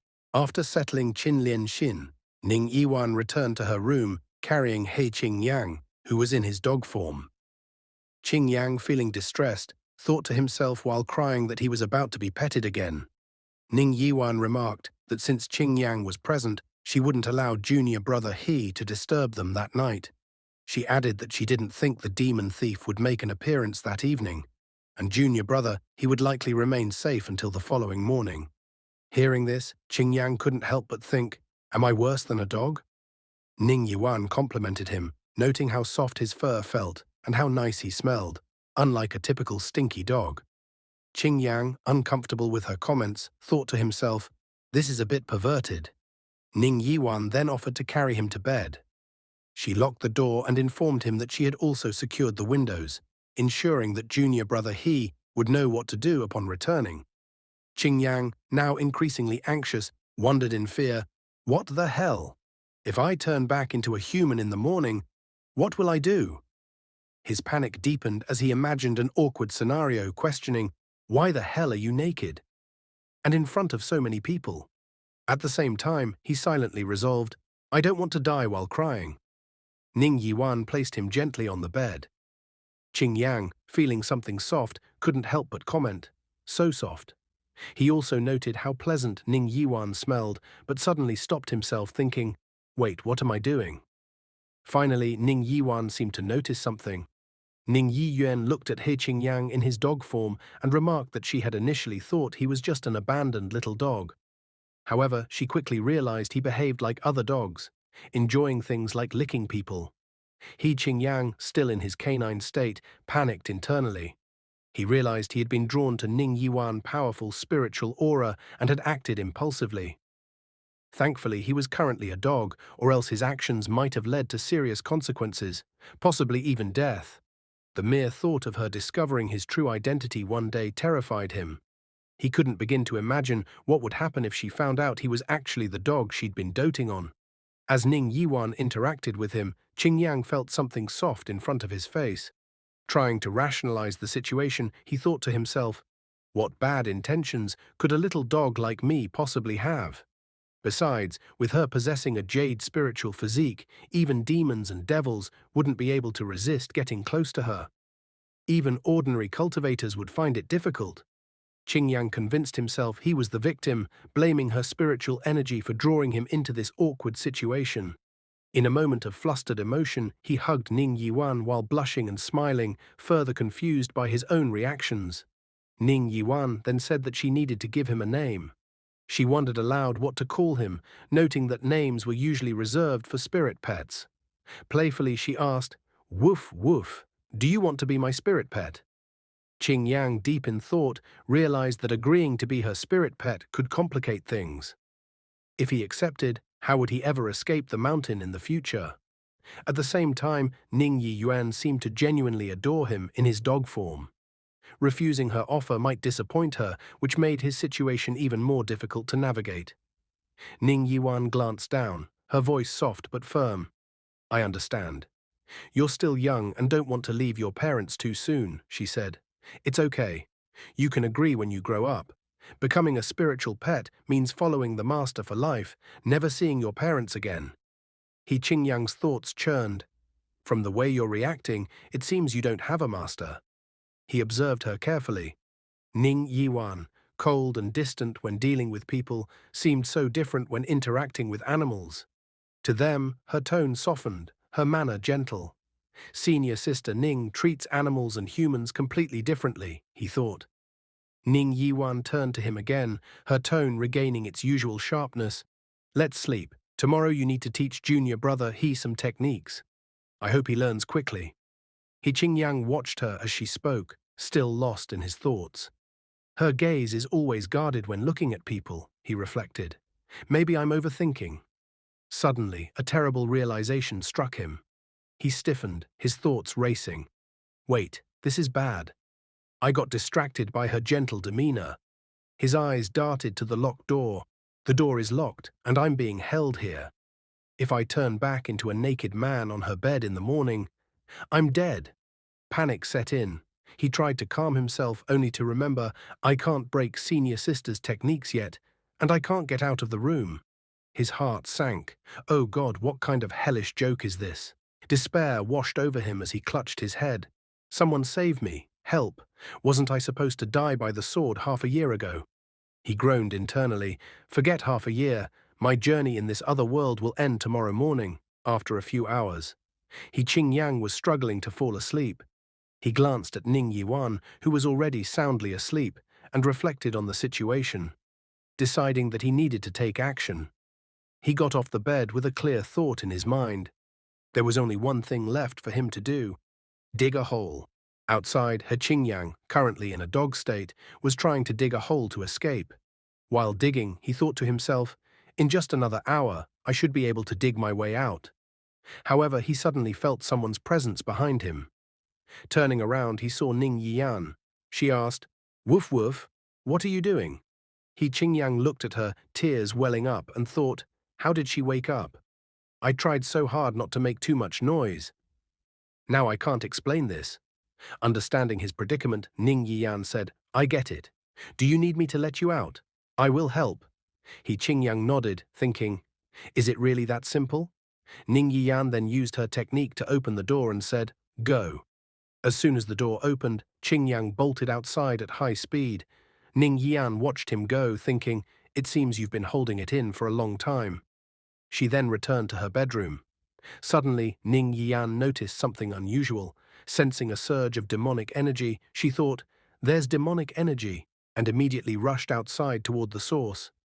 Meanwhile, Qingyang, after escaping the boundaries of Zhaoyao County, sat behind a tree, panting. He sighed in relief and said, finally, I got out. However, he hesitated, thinking, if I transform back into a human now, it will be in the open. He added, still, this is better than being found dead in the morning. Qingyang decided to head to the demon market to get a change of clothes from the three Fox sisters. As he re-entered the city, he paused at the place he remembered as the entrance.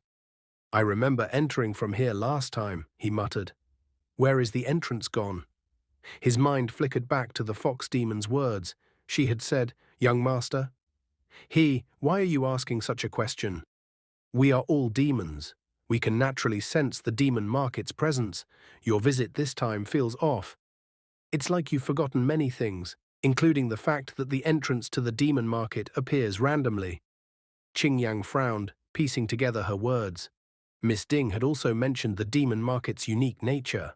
Although the human race and the demon race had superficially reconciled, there were still human cultivators who harbored deep hatred for demons. As such, the entrance to the demon market was never fixed in one location. It appeared randomly, though typically not far from its previous spot. Sighing, Qingyang murmured, I guess I'll have to search nearby. He began his search, scanning the surroundings for traces of demonic energy. Suddenly, he noticed a fox demon running away from something in a hurry.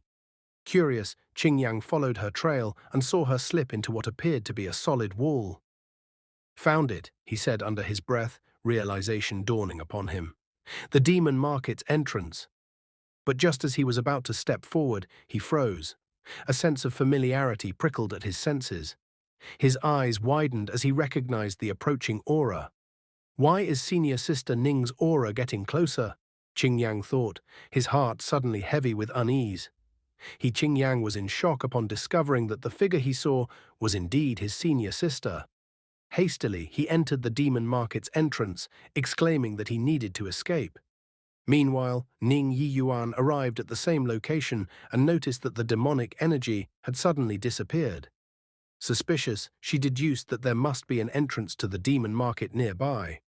Turning to leave, she muttered to herself in frustration, declaring that although the lucky beast escaped this time, she was determined to one day uncover the secrets of the demon market. In the demon realm, someone called out to Qingyang, addressing him as young master and inquiring about his activities for the day. The remark sparked laughter among those present. One person remarked that they didn't expect young Master He to also be so dashing. However, to everyone's astonishment, Qingyang found himself standing naked in the demon market, directly in front of a group of ladies. One of the women commented on how interesting young Master He was, while Qingyang, visibly embarrassed, hastily replied that he had something urgent to attend to. Internally, he was relieved that he had managed to reach the demon territory before transforming, as any further delay could have cost him his life.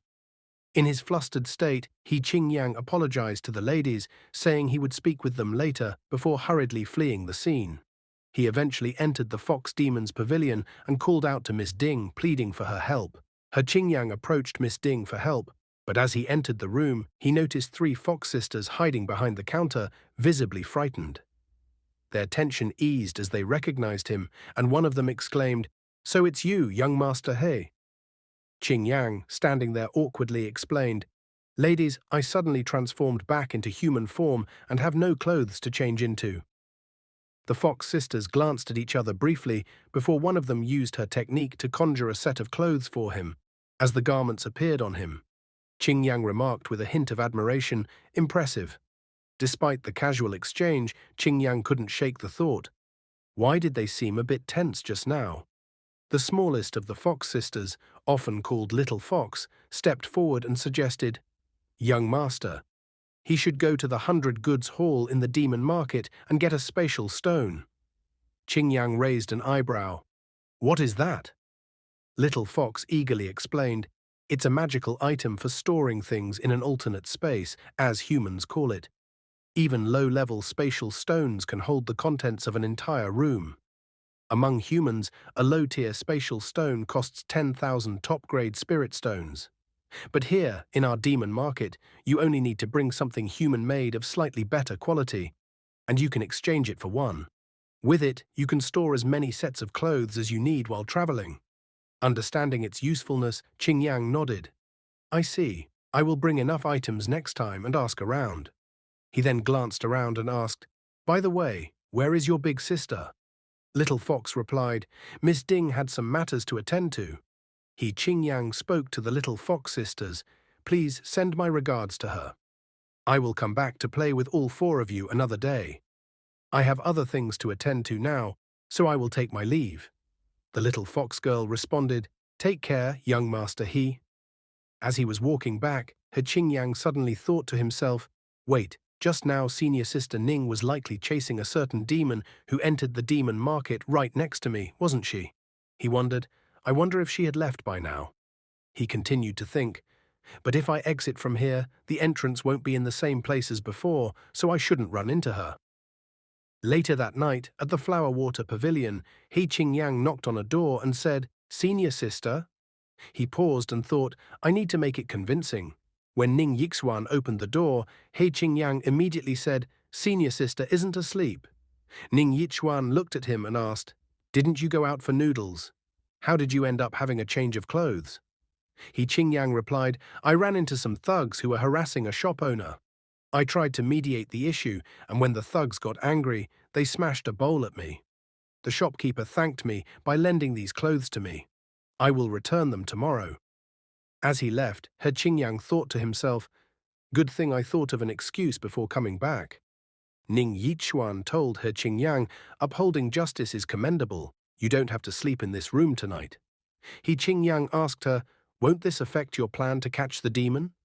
Relieved, Qingyang thought to himself, "Phew, thank goodness." Ning Yixuan explained, "Earlier, a demon was scouting the area near the Flower Water House, but I injured it and it escaped in the chaos. I chased it through several alleys, but it slipped into the demon market." Qingyang was surprised. "What?" he asked. Ning Yixuan replied, What?" He clarified, "Scouting around the Flower Water House. Could it be the same demon that has been stealing people's kidneys?" He hesitated, thinking aloud, "But the timing isn't right, and I injured it before. Could it really be so bold again?" Ning Yixuan said, "Demons think differently from humans. Perhaps because it was injured by you, it decided to take a chance and come here to steal another kidney to use it to heal himself." She dismissed the matter, saying, "Anyways, it's so late already. Go to your bed." He Qingyang nodded and said, "Good night, senior sister."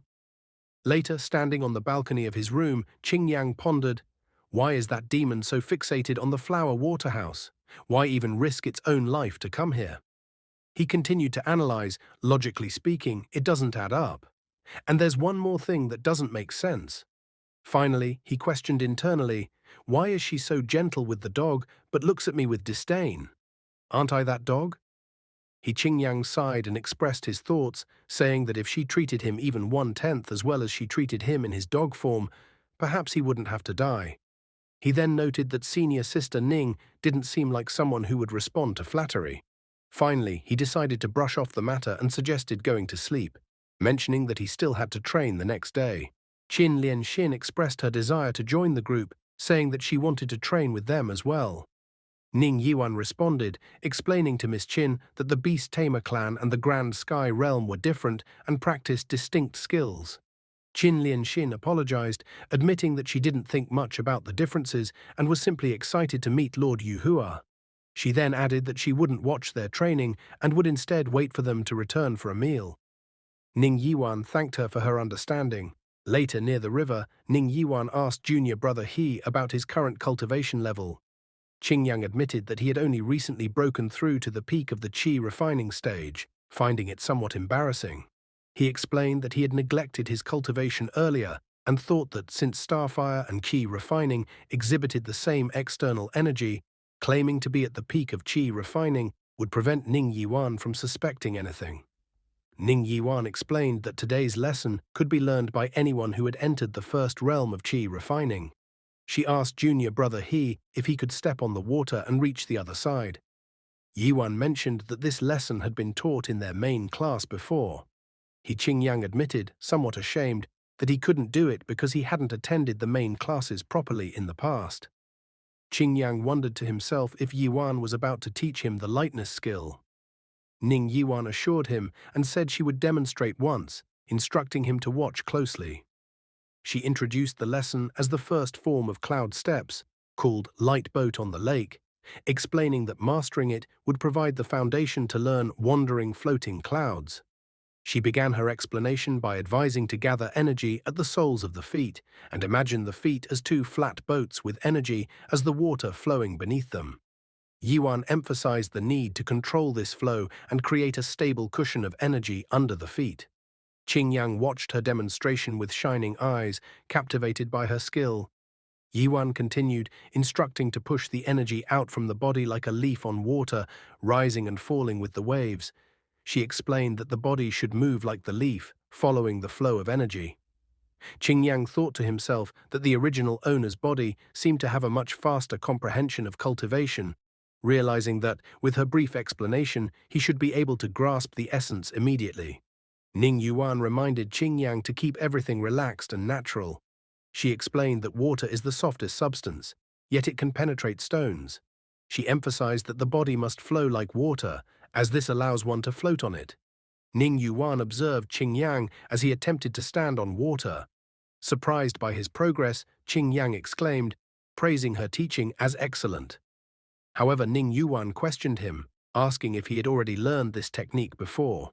She expressed doubt, saying, "You knew it before. Why did you lie to me?" Confused, Qingyang asked what was wrong. As he looked down, he suddenly realized he was actually standing on water. In shock, he blurted out, "Nani?" Curious, Yuan asked what he had just said. Qingyang quickly dismissed it, explaining that Nani was just an expression from his hometown to show shock. He reassured her that he truly didn't know how to do it before and wasn't lying. Qingyang admitted he didn't expect to succeed on the first try, even when following her instructions. Inwardly, Qingyang thought to himself how the body he now inhabited seemed to instinctively understand and learn techniques immediately. This realization puzzled him because the body had appeared incompetent for the past 2 years. He blamed the planners for the poor setup, thinking they were lousy at their job. Meanwhile, Ning Yuan reflected on how it had taken her 7 days to understand the light boat on the lake concept. Yet Qingyang mastered it instantly. She felt that even calling him a genius didn't do justice to his ability. Qingyang, on the other hand, wondered if Ning Yuan might be thinking the same thing about him, sharing his amazement at the situation.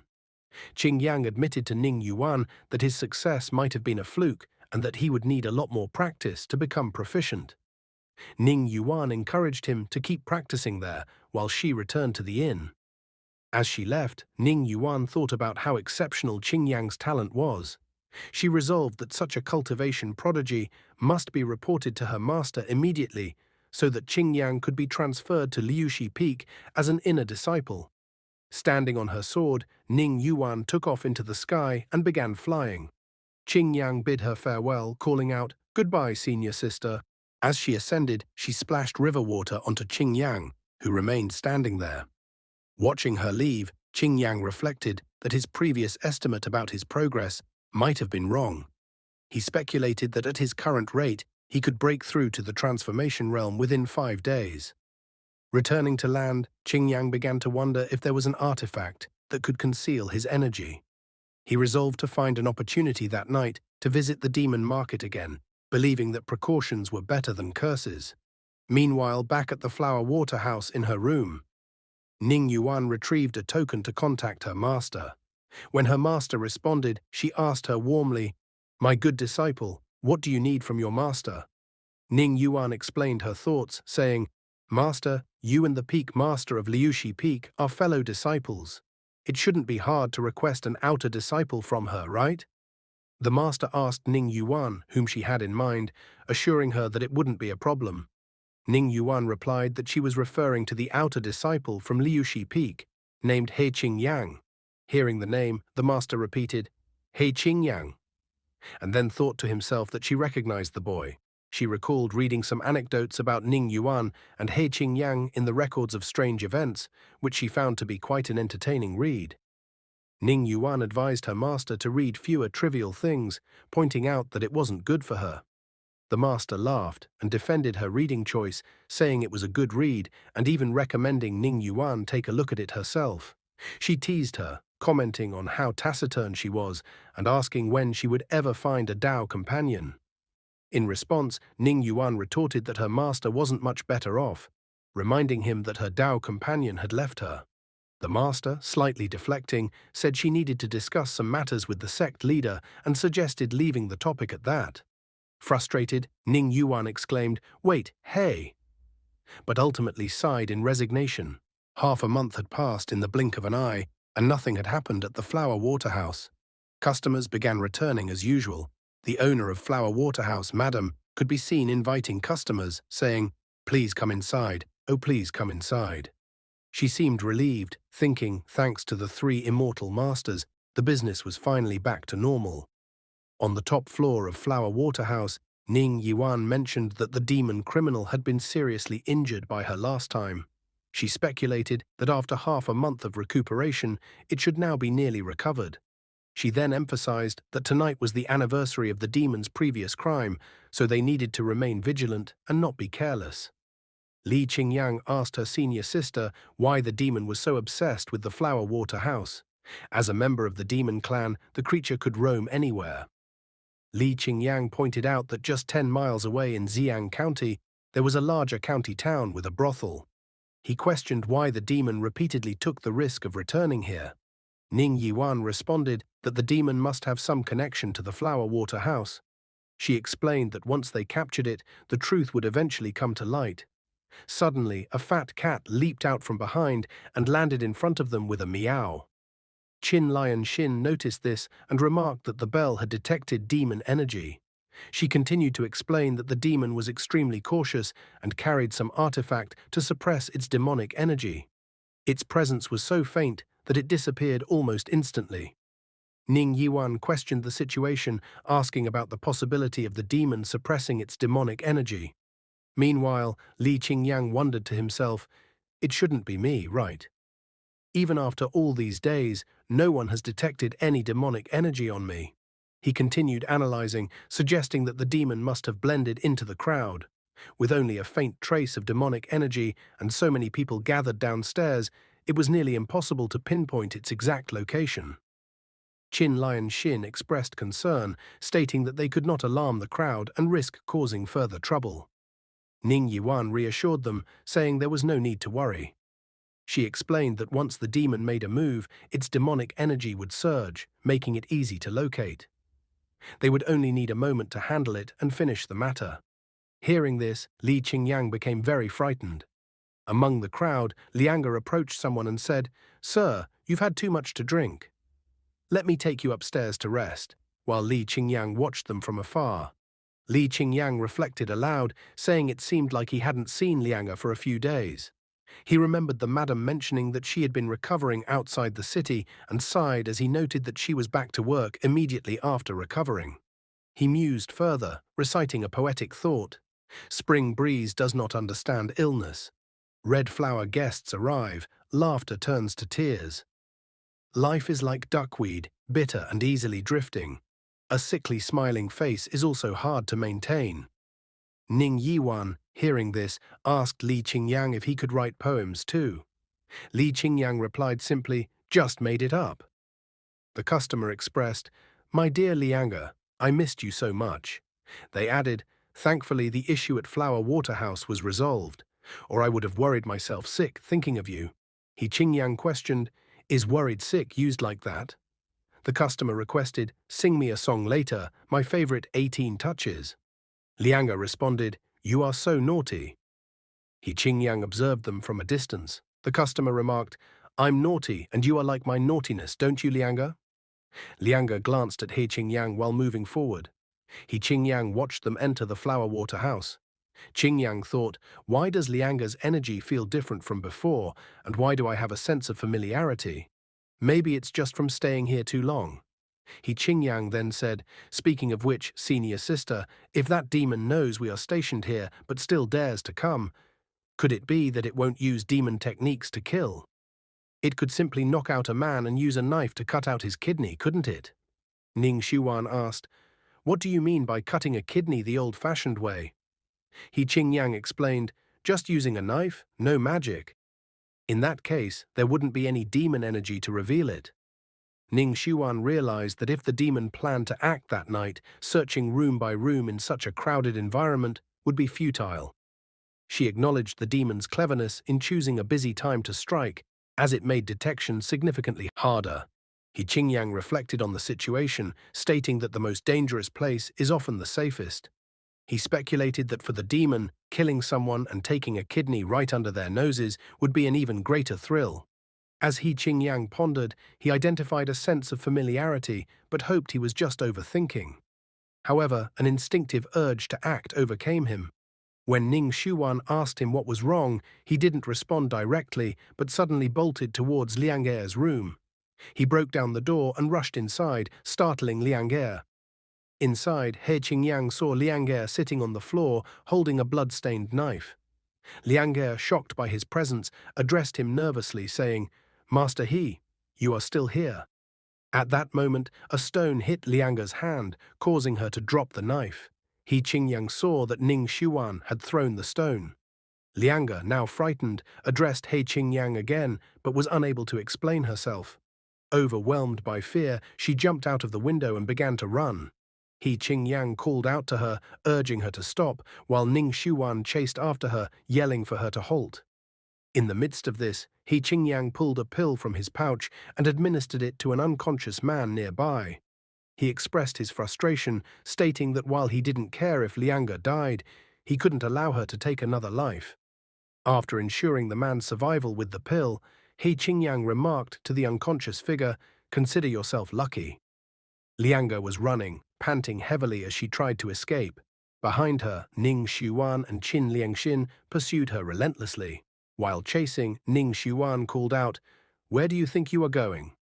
As they continued, Ning Xuan instructed Qin Liangxin, "Miss Qin, cut off her escape. I will block her ahead." Qin Liangxin responded with a determined, "Got it." Ning Xuan leaped into the air and landed in front of Liang Er, effectively cutting off her path.